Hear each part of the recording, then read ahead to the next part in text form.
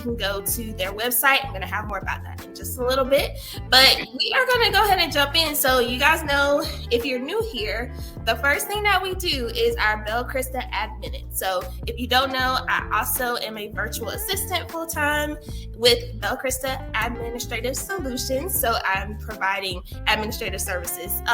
Whitney is one of my awesome clients at Puretone. So we are going to go through some admin systems, this is always fun for me with my clients too, because I'm like, let me see what you got going on. So we're going to fly through this real quick with Whitney and Aaron and talk about some of the things with their admin systems, how they feel their admin systems are working. Okay.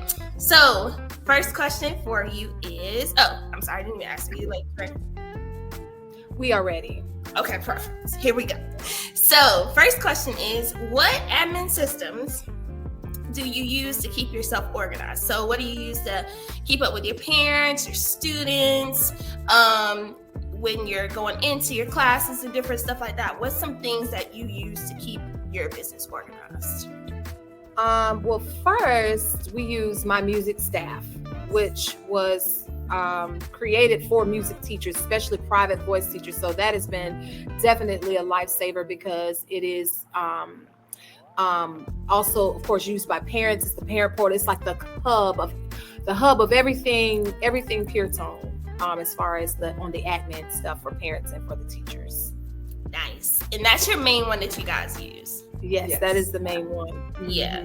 So when the students and everyone are coming in, are you checking them in on my music staff? Are you doing like a pen and paper check-in to track their time in their lessons? We're using my music staff, absent, present. If I cancel, all of that's there. Everything is in that one spot. Awesome. Yeah, that sounds awesome because the all-in-one, we love an all-in-one CRM where everything can go. And if you guys don't know too, and if you're just starting out too, because I've had a chance, to work with Whitney and my music staff, they have a lot of options that are available for you if you're just getting started and you're doing everything by yourself. So they offer a website that you can have, being able to keep up with your payments too, right, Whitney? Yes, registration. Registration, all of that kind of stuff. They'll let you do the newsletters and everything. So it really is a good all-in-one. So it is. All right, awesome. So tell me then too, what are your top 3 things? And I'll say this too for both of you. What are your top 3 things with you being teaching your lessons and everything? What are your top 3 things that you have to be able to get through like your work day? I would say for my top 3 things would definitely be my plans, like my agenda for the day, whether that be with my planner, in my mind, on a sticky note, but it has to be I have to have a game plan every day, and I have to have it. The best way is to have it written out so it won't be my brain bogging me down. The other thing, of course, is my laptop.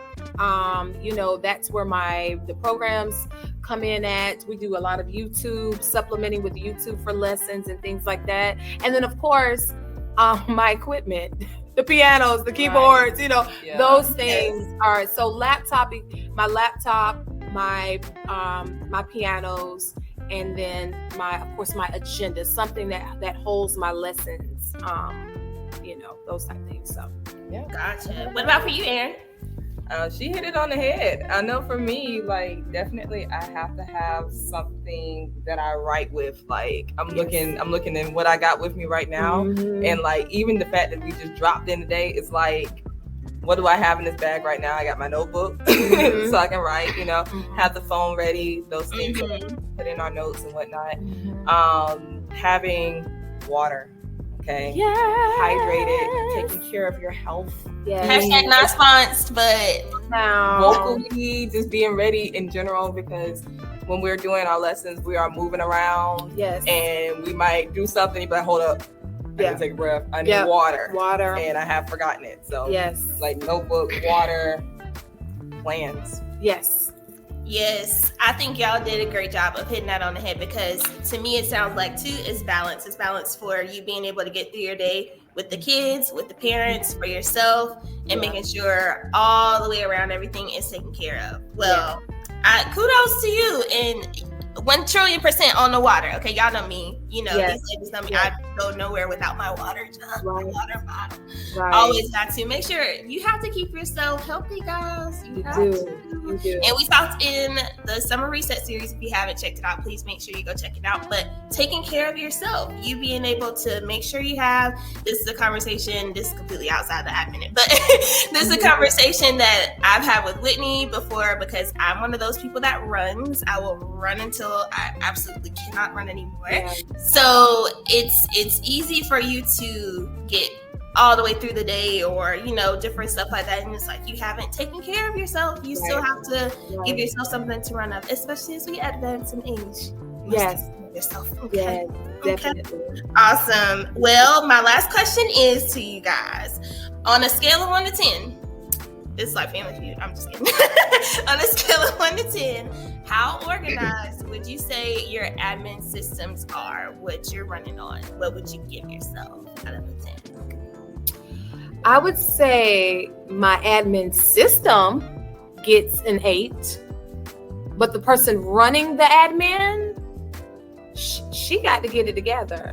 Like she's probably like a 4 or 3 or 4. But my systems work. We have plans. We have plans, and it's like, okay, we got to walk them out.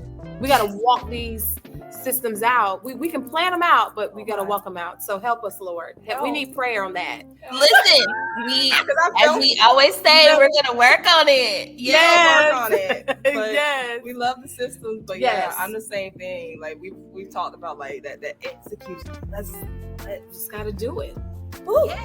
Yes. And so what would you say too would be your thing that you feel like will help to prompt you to be able to lock in that system so that the person and the systems catch themselves up? What do you feel like you need?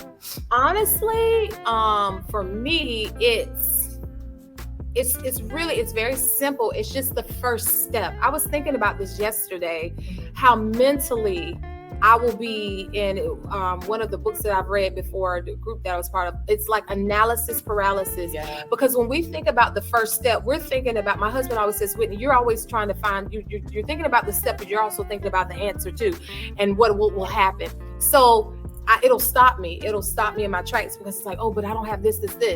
But really, it's just about showing up and taking step number 1. You just have to show up and just do one thing. And I find myself when I do that, the ball rolls. It just goes.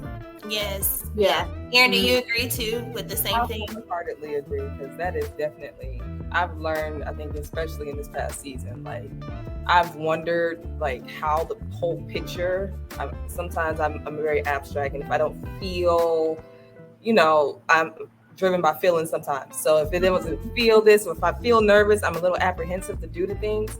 But then I notice, like, when I do take the baby step and all that, like literally the next step shows up as you show up. And so, yes. That's so good. The next step shows up as you show up. And like you said, Whitney, get into giving yourself that first step. Just giving yourself that first step. And I know this is something, whenever I sit down, and it's more so the consultation side of what I'm doing usually with virtual assisting and soundboarding, I'm doing the same thing with myself, because it depends on too, I feel like how your brain works and you go through things. Everybody's a little bit different. For some of us, you see the full picture at the end, and it's like, okay, now I got to work myself backwards.